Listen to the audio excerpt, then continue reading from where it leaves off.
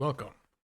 In this video, we will install Visual Studio Code, a code editor, so we can run our Python scripts. So on your favorite browser, you can search for Visual Studio Code. I'm going to go for this first link, code.visualstudio.com. Then I'm going to go to download. I'm just going to click here, this one. If you want something more specific, you can do that as well, but this one will know my system, I believe. And we can see x64, perfect. And this will be downloaded to our downloads folder. We can open it here when it's done, or we can go to our file explorer and then downloads and find it there and open it. And I'll accept this agreement.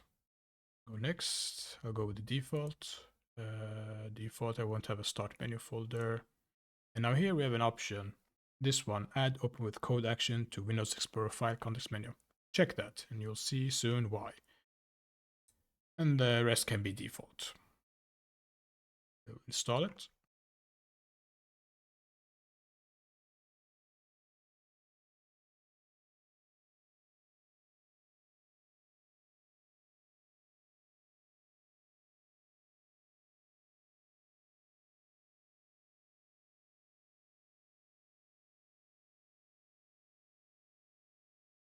And there we go.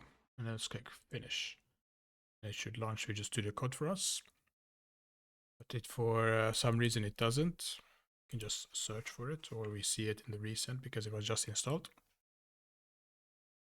And then we come here. We have this old file which we don't need. We can move that. Look a bit different from you, like a welcome screen. The first thing we will do is open a folder. It will become our workspace. So if you are on this tab, or if not there on your welcome screen, you can click on this first icon called Explorer, and then we can click Open Folder. And then perhaps I'll create something on my desktop folder. I can, if I don't have anything right now, I can right click, I can go new, I can create a folder, I'll call it Python-sandbox. And you can name this whatever you want. It's just my convention. I go with lowercase everything and connect them with dashes. And then once that's created, I can select it. And then it has opened it. And then we get this prompt. And yes, I will trust authors because it's me. Now, remember I told you about the checkbox we checked? Another way we could have opened this, if I close this now, is that if I right click on this folder, we'll have this open with code. Now you might have created a different folder first here and named it, and then you would have right clicked it. And I can open with code and I'll get here. Now a third thing we might see, I'm not saying you have to do this, but you might see people do this, and it's navigating with a terminal. When I open it, I always start on my user home directory, as we see here, users-zanen. Then I type the command cd, which is change directory, and I'll type desktop. And I know that there's a desktop folder there, but if you were unsure and you were at this point, you type text and you type tab, it auto finishes and you know it exists. It exists in that place. And then I type enter and I am there. Now I can type ls, which is short for list, and it will show me I have my Python sandbox there. Now, if I didn't have that, I could have used the command mkdir, which is make directory, and then named it the same Python sandbox. Now I already have it, so I don't need to do that. Now here is a nice addition when we're using, once we've installed Visual Studio Code, it was one of those checkboxes that was on by default that allows us to use a command called code, and then I can give it the name of that folder. So in this case, I'll call it Python, and then I'll just tab because it knows it's there. And I tap enter, and now we're back here. So you have three ways to open folders. It is up to you which one you prefer. Now, I'm here now. We have this welcome screen. I don't need this anymore.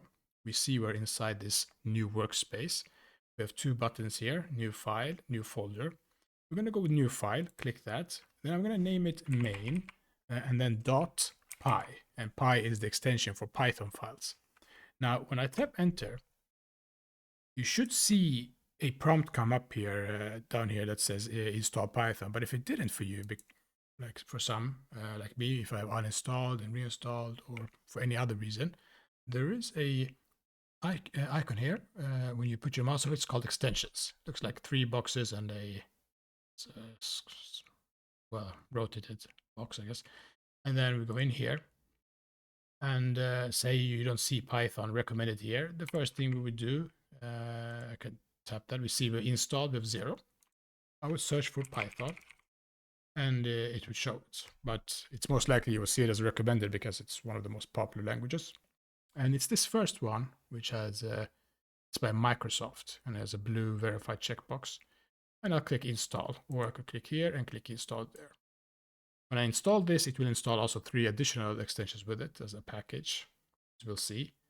And I can remove this so we can see progress. Let's remove this. We can, well, then we see these are the 4 that are installed. And to verify that it works, we can now close this and we can go to our main. I'm going to click on this, don't show this again. You might want it for some reason. And here in my code, I'm also going to go here because I don't need to see the extensions. I'm going to type print VS Code is operational. This is the first line of code. Now, how do we run this? A nice feature of VS Code is that we have, on these extensions, is we have this button, Run Python File. I can click that. And we see we have the output here, so it works. But we see also how it runs it. It uses this locally installed interpreter, which we can also see is being used down here. It found it when we installed it in a previous video. In the future videos, we will, when we're working with other packages, we will create a virtual environment for each project. So we don't clutter this one with all our packages. So only the project that uses these packages will have them. But that's for later. Now we see it uses the Python executable to run it. So we could have run this if you didn't want to run it through the button, or if you couldn't for some reason. You could type clear here, and then I would use Python and then the name of the file. Since I'm already in the folder, I don't have to specify like going deeper in the nested directories like dot, and then maybe we're inside another folder here, it's called subfolder, and then the name of the file. We're just in the root by default. So I just have to take the name of the file, and if I just tap tab here, we see it auto-completes because it sees it. And I tap enter, and we see the same output, it works. Now, you might have accidentally closed this window, or you didn't know how to get there without running this button here. You have a file menu option up here called terminal. You click that, and you have a new terminal button there. And you see it has the old terminal that I had there, and it created a new one. I can remove these. I can create a new one by pressing the plus button or choosing different profiles like the command prompt. If sometimes PowerShell might not be able to run certain commands, it has happened. You never know. So I could just create a new one, and then, or I could use different terminals for, I might be another folder on the first one. And here you just run the command, and you can find all the commands that you have used, like history, by using the up and down arrows. So up, I see the old one. Up, I see my clear from earlier, and I see the command that button ran. And I keep going up, I see when I open the folder. And then I can go down, down, and find my old, and then down, nothing. And I can just go again, up, enter, and we run. I hope that was useful. Until next time.